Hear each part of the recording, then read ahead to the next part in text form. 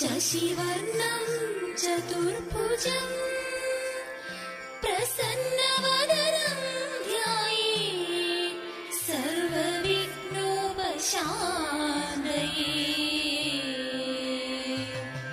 शान्ताकारं भुजगशयनं पद्मनाभं सुरेशं विश्वाधारं गगनसदृशं मेघवर्णं शुभाङ्गम्।